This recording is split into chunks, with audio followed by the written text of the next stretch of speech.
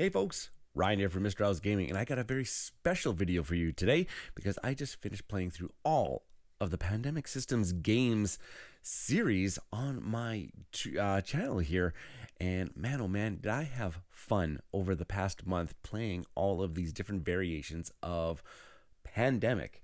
Now, Pandemic here is the OG. It's one of the classic cooperative games. It has either been your first cooperative game, it will be your first cooperative game, or it just holds a heavy heart because it is like one of the greatest cooperative games of all time. And there's a reason why it's all over. Like when people get introduced to cooperative gaming, it's very solid. It does all the things that you want in a cooperative game. Very good. Now, just because of the theme alone, quite recently, when we've actually went through a global pandemic, the theme doesn't actually come through, the theme comes through, but maybe it just makes a few people actually a little bit more uncomfortable these days. We don't want to be fighting disease cubes and everything like that around the world and everything like that. It might just hit a little too close to home. So that's why I really like this pandemic system that has actually introduced us to a whole new world of themes, but staying true to this pandemic formula designed by Matt Leacock himself and published here by Z-Man Games. So now that I've had a chance to play through all of the different Pandemic Systems games, I thought it would be more appropriate that I could actually give you my thoughts on each of them and also kind of like my ranking of how much I enjoyed each of them. I would consider this one of my definitive rankings. I think I do enjoy them all actually way better. So all six of them, there's six of them in total, and I think I enjoy all six of them more than the original Pandemic itself. This copy here, it's probably still going to stick around in my collection for a while here, just because of the sentimental value that this game holds and its stranglehold that it has on nostalgia in this community and in this hobby, as being what I said is one of those original first cooperative game experiences that you will have, or that I have had. But I think I'm going to go ahead and I'm going to start doing my thoughts on each of the six different Pandemic Systems games and give you my ranking of it. And I am going to put this one away here for a bit. I'm just going to stick that one up there. And I'm going to start off with number 6. So number 6 here is by far, I still, like I said, it's better than the original Pandemic. But after playing all of them, I would rank this one probably near the bottom. Even though it does do a few really cool and new interesting things to the Pandemic formula, it's still a little too pandemic for me because you're still fighting diseases, but in a more centralized area of the world. And so my number 6 in this series is Pandemic Iberia. Now, what this one does actually very, very well for us is that there are some extra actions that you're allowed to do in order to complete your objectives of trying to cure, or sorry, in this case, you're not trying to cure the diseases, but you're trying to actually just research them. We're located in Spain and Portugal for this particular game, but you're allowed to actually put out these tokens. Now, what do they call them again? It's purifying. The purify water action is the one that really stands out as a big difference that allows you to preventing the spread of the diseases across the different regions. And what you do is you put these little purification tokens inside a region, which is kind of like enclosed by a bunch of different cities. And so then if every one of those cities were actually ever to get some disease spread, you actually just take away one of those tokens to prevent the spread. I really like that aspect. It's pretty neat. It's pretty cool, as well as it introduces rail lines so that you can build out these rail lines so that you can easily traverse the landscape in Spain and Portugal, because this was actually it's set in that time period where that railway system was actually starting to develop across it. So just introducing that aspect, because in this game you can't just take the actions of just discarding cards just to kind of go anywhere. There are harbor locations where you're allowed to discard a card, and whatever the color of that card was, you can travel to another harbor location of that color, as long as you were in a harbor location, so on the edge of the map. But in the end, you're still just fighting disease cubes, and it's a little just too close to Pandemic for me, and that's why it's sitting there at number 6. I also have to mention that in my playthrough, I also played with the variant that I thought is much more interesting, which they refer to as, I think it's like the patience module, or the influx of patients module, where as soon as you start building out the hospitals that you need in order to research the different diseases, patients will start flooding to those locations. So they'll actually start moving towards, and so eventually maybe even overrun the hospitals, which will just, further advance the trigger of the end of the game because of how fast these diseases are spreading across Spain and Portugal. Overall, very solid entry. I definitely think that this would be a much better introduction into the Pandemic system, just for those extra added elements. So if you want to take that next step up from base game Pandemic, and you don't want to maybe buy any of the expansions or anything for Pandemic, I definitely go with Iberia as your next step. But for me, in this system, it is my number 6 of the Pandemic games systems. So moving on to my number 5 in the Pandemic game systems, and that was the one that I kicked off my series with, and that is Pandemic, the Reign of Cthulhu expansion. Now, I am no stranger. Arkham Horror, the card game, is my favorite game of all time. I am no stranger to the Cthulhu mythos developed by H.P. Lovecraft. And so when they said that they had a Pandemic system game with Cthulhu, and you're in those areas of Arkham and Dunwich and Innsmouth and everything like that, I was very intrigued because I really, really enjoy that whole storyline and that mythos. And they keep pretty darn true to this one, because in this one, you're trying to seal the gates that these beings and these cultists are trying to call forth the old ones in this particular gameway. So I really enjoy that aspect. And then in this one, instead of the Pandemic, whenever a location grabs enough cultists in it, instead of outbreaking, you kind of further develop the initiative that they are. So old ones will start coming across, and there's this track of these old one cards across the top, and if enough of them get revealed, and finally the final one is that Cthulhu gets revealed, and you've lost the game. So that is kind of and each of them have some sort of game effect. They alter the gameplay or the game state in some sort of fashion. So whenever that track increases, much like in all these other Pandemic games, where it's just kind of just those extra, just really pretty much determines how many extra cards you will flip off of that threat deck. Thing. This one, actually, when you actually reveal them, they actually alter the game. So as long as that track advances, different things. So I thought that was actually pretty interesting. So that's why I put this one slightly ahead of Iberia in that regard. And this one is very swingy. There are some of those game effects that where you can think that you have this game under control, and all of a sudden, boom, things have exploded on you, and there are threats all across the map, and it's very hard to go from one location to another location because there are these transit stations that you can go to different suburbs of this area. But trying to time it is very, very difficult, especially if you want to do the trading of the cards actions, which is very popular amongst all of these Pandemic games systems. This also introduces the threats of the Shoggoths, another baddie instead of just disease cubes, or in this case cultists. But there's another big bad that is on the board, and they kind of traverse the landscape, and they are very tough to take out. You have to spend a tremendous amount of your action points. I think it's 3 of your 4 action points in order to remove one off of the board, and so that's very costly in this particular game, unless if you're playing with the one character that allows you to deal with them for 1 action point.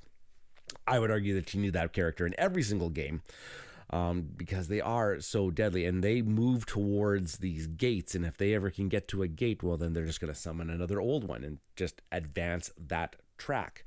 So they're very hard to take care of. They're very hard to deal with. But like we said, like in a cooperative game, you don't want to be able to win every single time. You want to feel like you stand a chance. This one, you definitely feel like you always have a chance, but the game swings in the game's favor every now and then, and it's very hard to keep track of.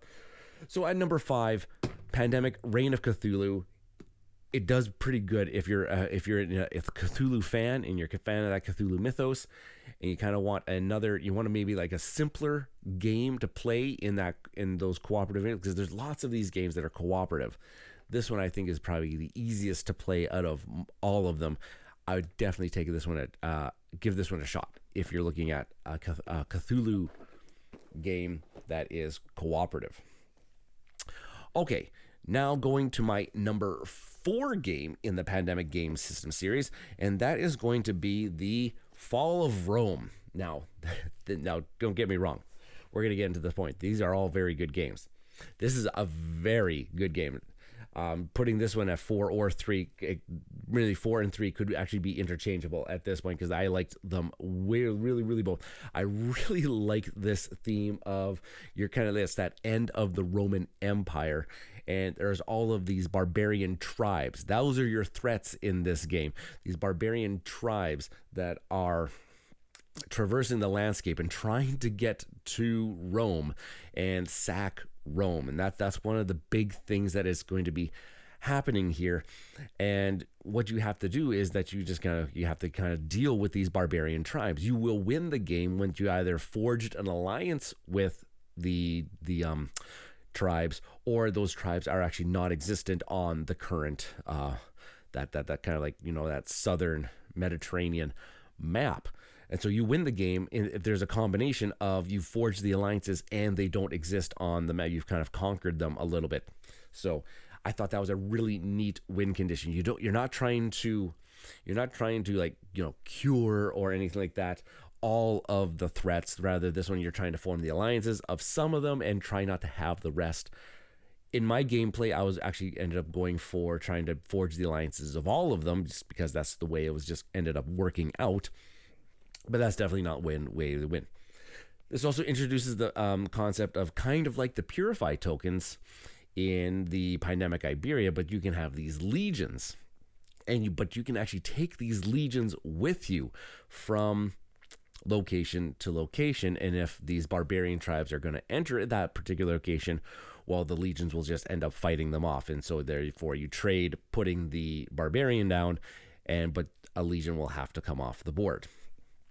But this also introduces the aspect of fighting against the barbarians. So you can actually take your legions with you, but then you get to roll some dice in order to, as one of your actions, to try to fight off the barbarian tribes, which I thought was actually really fun. This was one of those first ones where actually the dice combat was introduced into the Pandemic game system, and I thought it was really cool. It was really well implemented, and it made you really feel like that these legions were a legitimate resource, that you kind of had to position them into places where, am I taking them with me to go battle some tribes, or am I going to leave them behind so that they can actually block the advancement of the tribes?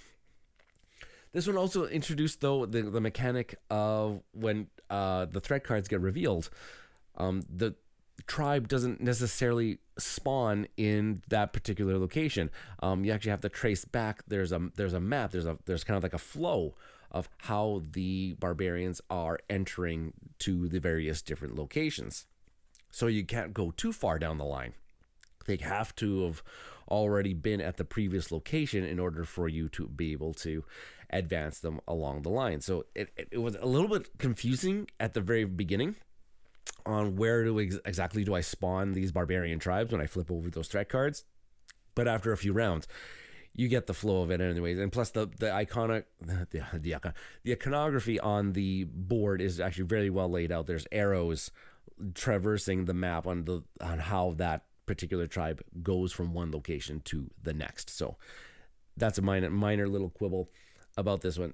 It's a fantastic game. Being able to and also this one introduces that concept of being able to play solo, where you can have the multiple powers but only just sharing one hand of cards. I didn't play like that in my gameplay of this one. But you definitely, and there's a different couple challenges that you can play with in the back that I didn't play with in my playthrough, but there are some different ways that you can make the game a little bit more difficult if you need to, and they are well worth trying to figure out, especially the one about Rome not being able to have legions or these forts in it. So my number 4 game of the pandemic game systems was Fall of Rome. Again, very well implemented. I could actually interchange this one with the number 3 one that I'm about to talk about next, but very solid entry into that game. And especially if you're into that whole era and theme, this is really, really good. But I'm going to give the slight edge to the next one here, which is Pandemic Rising Tide is going to be my number 3 game in the Pandemic Game Systems series.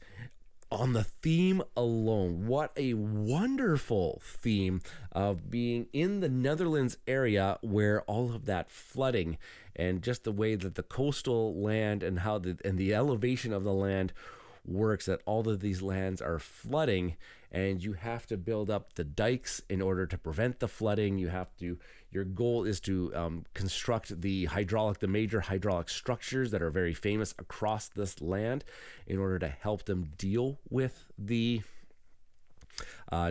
flooding. And so it is very well done. It's very refreshing type of theme. Managing the flooding regions is super thinky and difficult to actually do. When the dikes fail, that's the threat in this game. You're taking them off of the region, and there's many regions that border certain regions, and you have to kind of really think about pick and choose which dikes you're going to actually remove when those come up, because the flow of the water, that's something you have to really pay attention to. And the real thinky part is like, okay, well, if I take a dike away from here, which way is that water actually going to end up flowing? And when I don't have dikes and the threat increases, well, then just water floods the region immediately. So we really have to think. It's so wonderful. And then the benefits of being able to build the hydraulic structures, it's just so well done. I really enjoy the theme. I can't really say anything much bad about this one. It's sitting at the number 3 for a reason, just slightly ahead on the theme alone. It is absolutely wonderful. Again, it has some alternate modes of play that you can also try to discover that I never actually ended up playing, but it's very, very good. It's just unfortunate that I just really enjoy what the next 2 really do for the pandemic game systems. Just a slight bit more. Just a slight bit more. But Pandemic Rising Tide, I don't think I can say anything negative about this one. It's a very tough challenge. Maybe that will knock it down a couple points. It's very, very difficult to win this game when you're not playing with the alternate variants.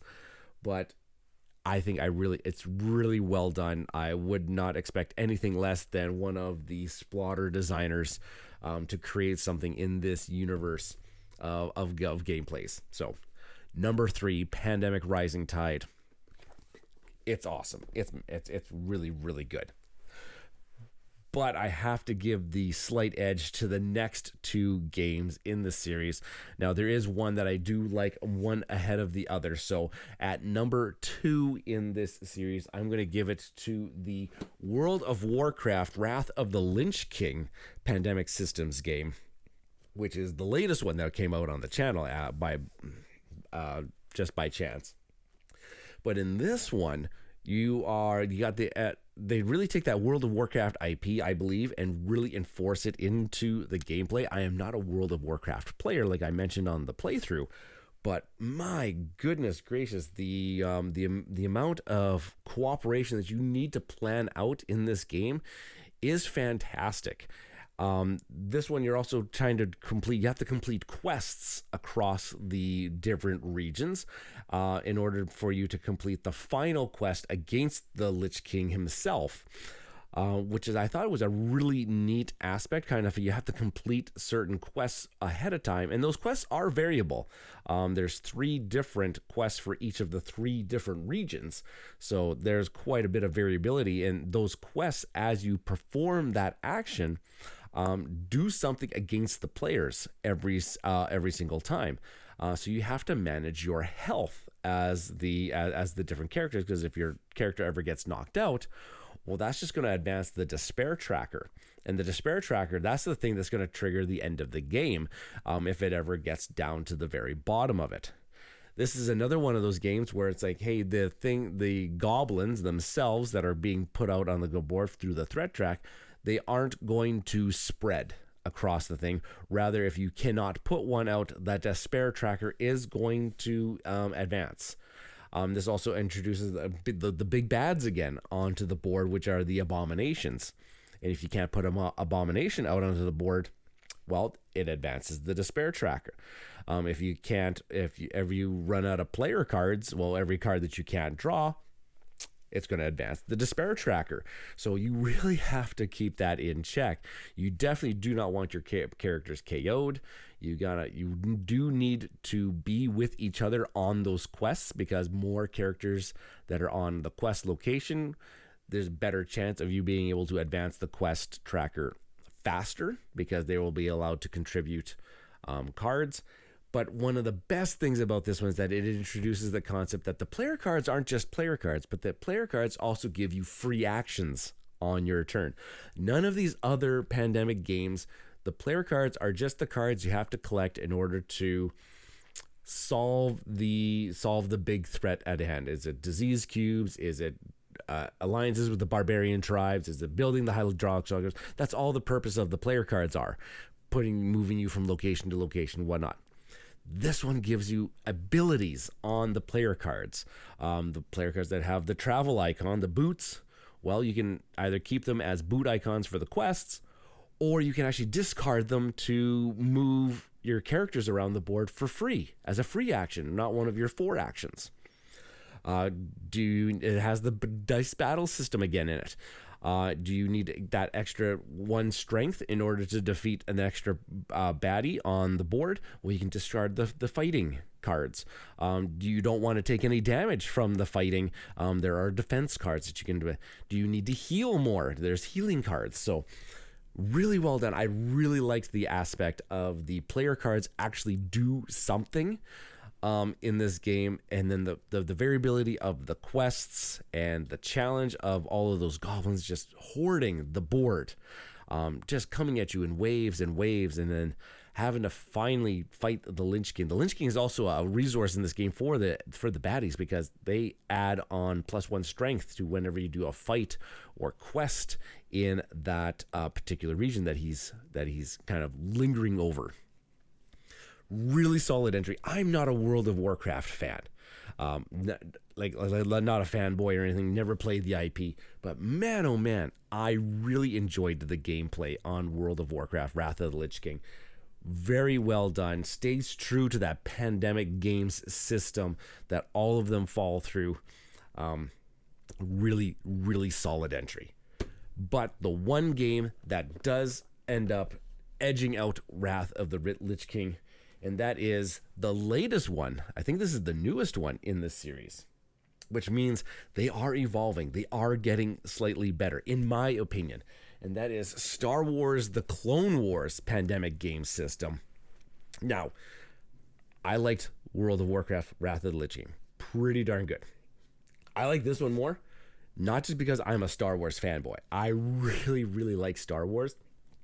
It takes what was done in World of Warcraft here, and it really improves the World of Warcraft system. Not only does this one have missions, that's kind of like the quests, there's a lot of missions in this game. This one has a very limited set of missions. This one almost seems like there's an infinite amount of missions that you can mix and match into your gameplays. Which is really quite fantastic. A really real good feat by, I believe it's Alexander Ortlov, yes, who is one of the designers on the World of Warcraft Pandemic Systems game as well. And I think he just took this and made it better in this one.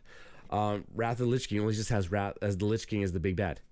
This one gives you 4 scenarios to play with as the big bads across the Star Wars Clone Wars universe. There's Darth Maul, there's General Grievous, there's Savage Ventress, and there's Count Dooku himself, which are all just various difficulties of the game, but they also provide their own challenges in the gameplay itself. And in this one is there's droids taking over all of the different systems across the Star Wars universe. You're just trying to manage those threats. And of course, again, this is not one where there's the outbreak and everything like that. Rather, these Federation blockades come into play, and you cannot solve a mission, and you can't deal with anything on that planet unless if that blockade gets lifted. And so you have to actually battle it. This also has dice battles in it, which is really, really cool. And it also has those cards that you have to use in order to solve the missions, as well as they also have their abilities on them again, which is really, really cool, really, really good. But in this one, the abilities, you don't discard the cards. In Wrath of the Lich King, you have to discard the cards in order to get their abilities. This one, you don't discard the cards, rather you exhaust the cards, which means you have to really make a really crucial choice of, do you want that extra bit of attack in order to clear off some droids off of that planet, or do I save it so that when I can go attempt the mission later on in this round, I have that card at my disposal that I can help me gain successes in order to complete the mission.